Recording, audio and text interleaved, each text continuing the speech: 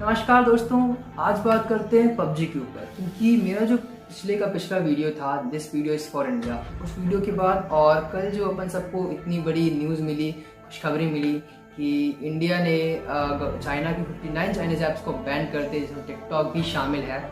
उसके बाद काफ़ी सारे लोगों को कन्फ्यूज़न थी और काफ़ी सारे लोगों को क्वेश्चन आया था कि पबजी इस लिस्ट में शामिल क्यों नहीं है और पबजी मतलब चाइना से है या नहीं है, और चाइना को पबजी से अर्निंग कैसी होती है। तो ऐसे टाइप काफ़ी सारे क्वेश्चन आए थे और काफ़ी सारे लोगों को डाउट है।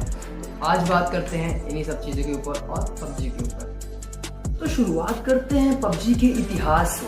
तो सबसे पहले जो पबजी का पूरा नाम है या फुल फॉर्म है प्लेयरअननोन्स बैटल ग्राउंड, और ये जो ऐप है ये डेवलप हुआ है साउथ कोरिया का। तो ये चीज़ तो क्लियर है कि पबजी चाइनीज़ ऐप नहीं है, ये ऐप है साउथ कोरिया का। ओके, और इस ऐप को डेवलप किया है ब्लू होल कंपनी ने, जो कि एक साउथ कोरियन गेमिंग कंपनी है, और उसके ही एक पार्ट पबजी कॉर्पोरेशन ने इस ऐप को डेवलप किया है। ओके, और तो और ये ऐप पबजी गेम इंस्पायर्ड है एक जापानीज मूवी बैटल रॉयल, जो कि 2000 में आई थी। ओके, तो और उस मूवी में यही था कि एक प्लेन से 100 लोगों को एक प्लान आइसलैंड में ड्रॉप करते हैं और फिर वहाँ पे वो वेपन वगैरह लेके किल करते हैं। जो लास्ट तक सर्वाइव करता है वो गेम जीत जाता है। तो उसी कॉन्सेप्ट को यूज़ करके पबजी गेम को बनाया गया है।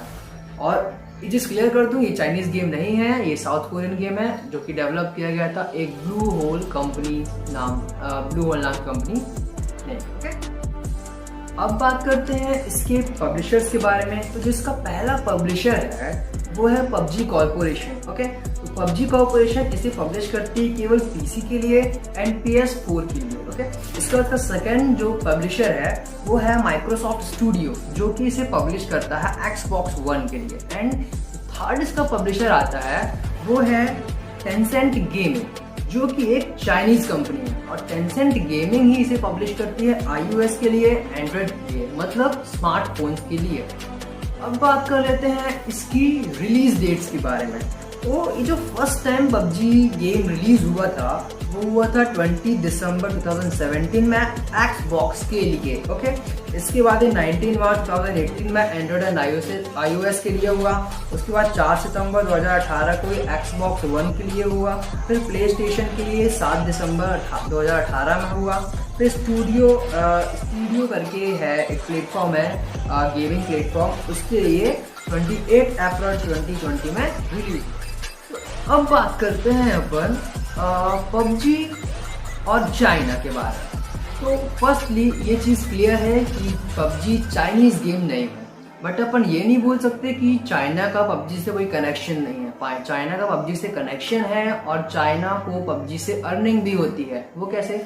क्योंकि पबजी जो है मैक्सिमम इंडिया में मोबाइल पे खेला जाता है, और पबजी मोबाइल का जो पब्लिशर है वो है टीसेंट गेमिंग, जो कि एक चाइनीज़ कंपनी है। ओके, तो चाइनीज़ अब बात करते हैं टीसेंट के बारे में।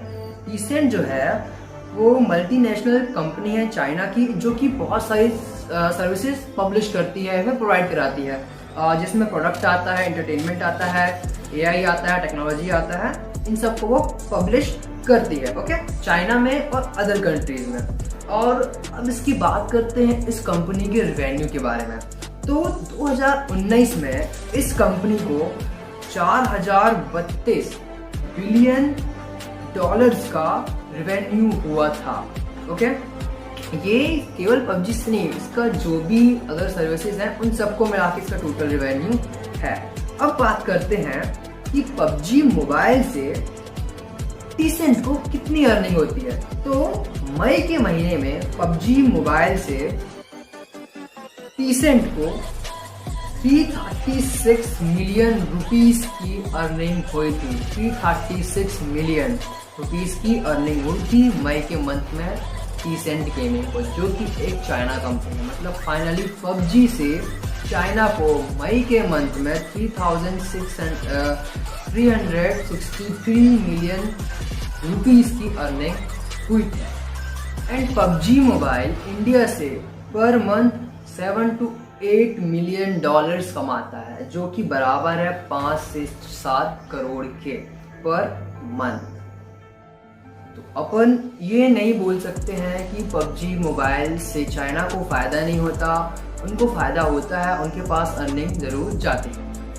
और तो और पबजी मोबाइल के इंडिया में 33 मिलियन यूज़र्स हैं।